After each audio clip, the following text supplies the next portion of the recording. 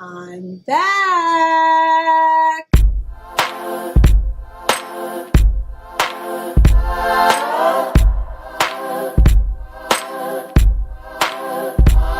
Hello everyone, welcome back to my channel. We failed beta, but that's okay.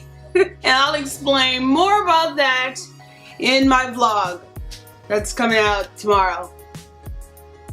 Yeah, tomorrow. It'll be out tomorrow. But today I am uploading this late, but it is a parenting tag. I was tagged by Alexandra White of Mommy and Me Journeys. So I'll go ahead and put her link below so you guys can go check her out, as well as the links to any videos of the other ladies that decided to join in on the tag. So basically, with this tag, I'm gonna talk about the loves of my life, my children. You've all met them in my vlogs. If you haven't, go check them out. They've been in a couple of my videos, but I decided to go ahead and take advantage of this opportunity to let you guys know a little bit more about my kids and about me as a mom. So the first question is, how many children do you have and how old are they?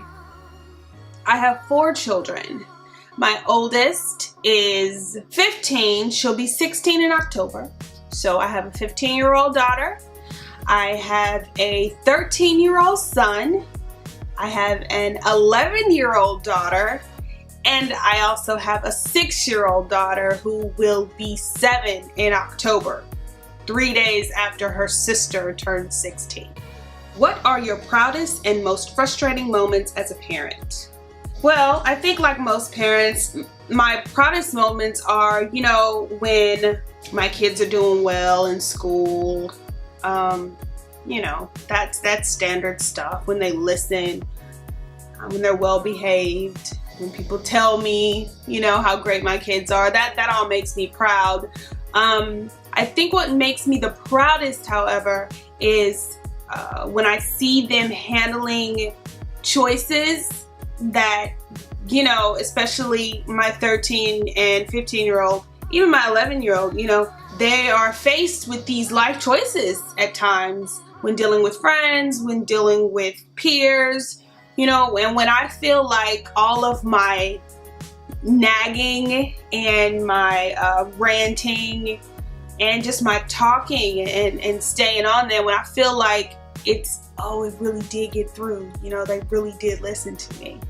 They really did learn something from that. So yeah, those are my proudest moments. My most frustrating is when I feel like I'm not being listened to the point of this is what's going on in my head. These people are gonna leave my house and be failures at life. They are not gonna know how to pick up after themselves. They're not gonna know basic hygiene. You know, stuff like that is frustrating for me. When I feel like it's basic human instinct and it doesn't seem to be with these children. They are the messiest, most disgusting people I've ever met in my life. And I'm forced to live with them. That's frustrating for me. How do you discipline your children? When the older ones were younger, you know, they got a couple spankings. It's been a long time since I've had to, you know, I don't think I've ever spanked Addison, the youngest. I don't think I have. I don't think I've ever had to spank her for anything. And you know, I don't know if it's as necessary as, I mean, not with my children. I'm not telling anybody they don't need to spank their kids, because some people or some children, that's the way they learn. That's honest. Some kids can like my son, you just look at him, say you're disappointed in him. Oh my goodness.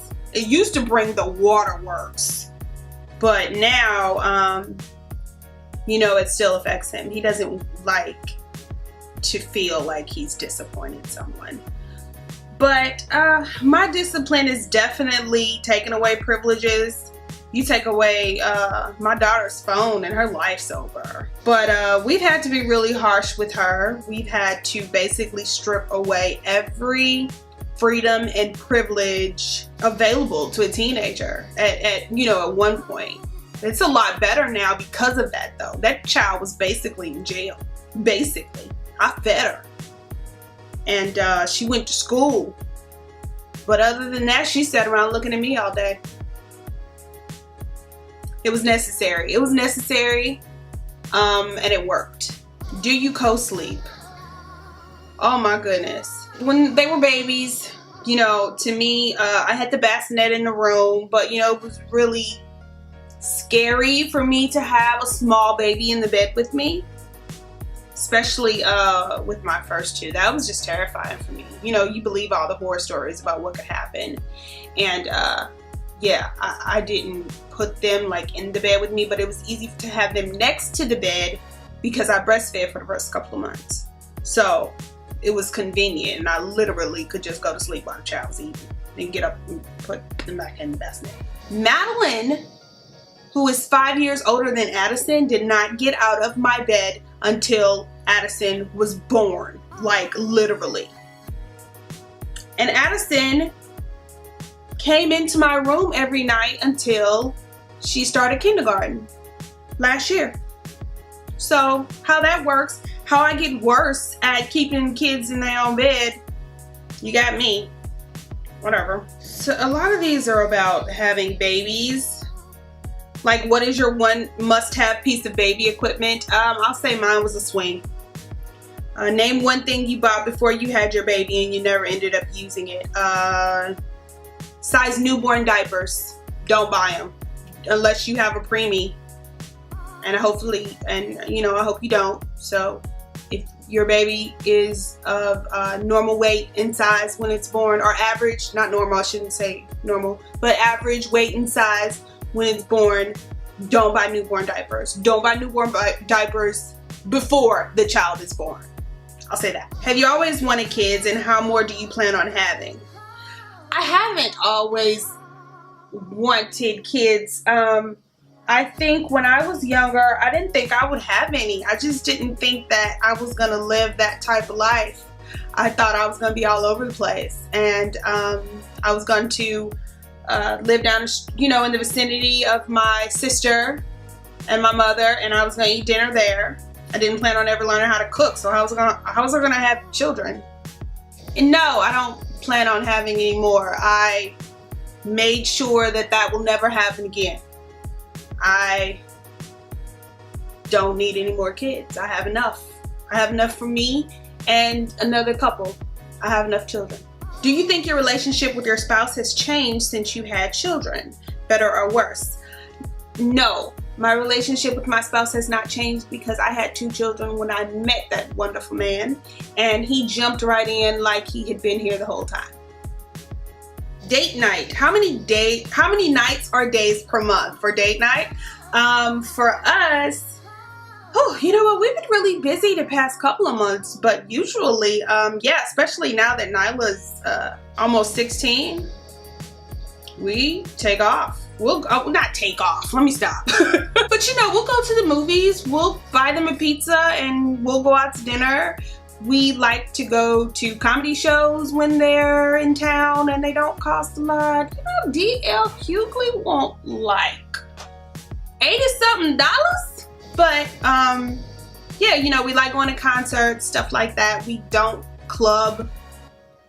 We don't even do bars because then who's gonna drive us home? And I don't do taxis and Ubers unless I'm like out of town. I don't do them here. So yeah, no, we definitely make time for date night now that they're older. We didn't get to do that before. Or when we were at other bases, we would be able to, we had friends. We don't have any here. But we had friends and we would all get together and the kids would just go somewhere else. So that kind of was like our date night. But no, that's a priority as far as I'm concerned.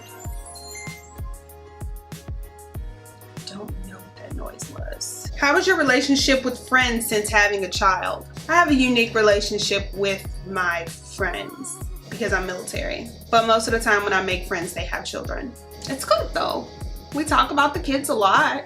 We talk about other things though, because when I get on the phone with my friends, we do the catch up with the kids, but I want to talk about stuff. So I had my daughter when I was 20 years old, so I'm sure it changed around then, but I don't know. That's a hard one. I don't think it's a big deal. How many cars does your family have? We have 2. We have my mommy mobile, my van, that I don't really want anymore, but I don't want a car note. And I am not wealthy enough to purchase a vehicle outright. Not a vehicle that I want. So, mommy mobile, and then my husband has an SUV. We all got to be up to fit, so no cars, but we have 2 vehicles. Dream vacation with your kiddos and one without your kiddos. I'd love to take them on maybe a cruise, something like one of those Disney cruises, something where it's family oriented and you know stuff's planned out and there's stuff for everybody to do, and you know, Disney cruise or something like that, I guess. I don't know. Without the kids, however, we're waiting for my husband to retire, and then we are going to Jamaica. I'd also really like to go to those islands. What's it called? The Maldives? Maldives? Just the pictures. God, it's beautiful. Where do you shop for your kids? Addison, most of the time I shop at Children's Place. You can't beat the prices. The clothes are really cute and they fit her style because she's kind of like a little tomboy, so I can still get her cute stuff, but it's t-shirts and jeans and stuff that she can still move around and kick around in the dirt and stuff, and you know it's not that big deal. Madeline has moved up to, she likes Justice. I still try to get her stuff from Children's Place just because of the prices. Justice is a little more expensive, but she's trying to find her style right now. So, but we definitely do JCPenney a lot. We shop at Foot Locker and Champs for shoes because of our military discount. We like Journeys too. They recently started a military discount. It's not as good as Foot Locker and Champs, but it's still pretty good. Target sometimes. Their clothes are kind of expensive though, actually. Favorite mommy makeup and skincare products. I don't, what's mommy makeup? I don't know what that means. Is it different?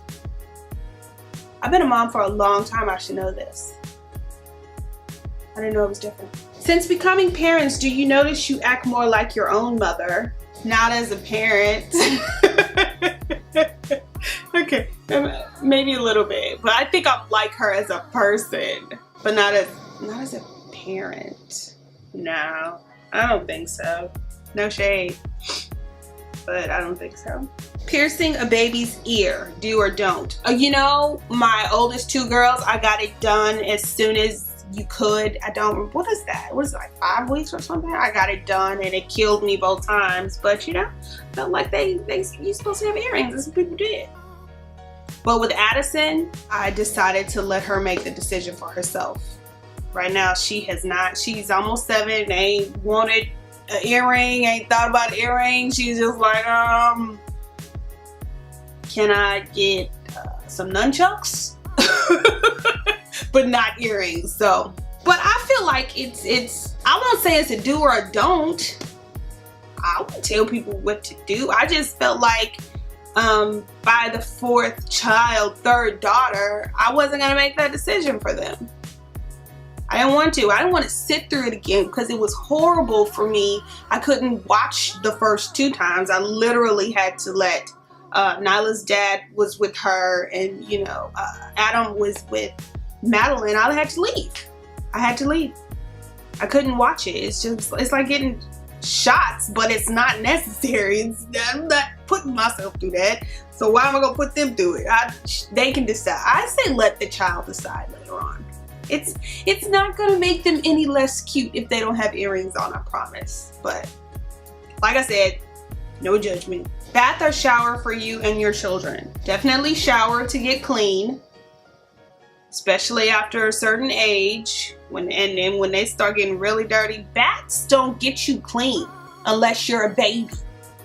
They don't get you clean. You sit in dirt. But if I'm just trying to relax, if I got tension, if I just feel like chilling with some wine and some bubbles, then that's, of course, if you want to do it for relaxation or recreational purposes, I say bath. If you want to clean your butt efficiently, get in the shower. Is mom back to her pre-baby weight? Never. Are we talking about the first baby?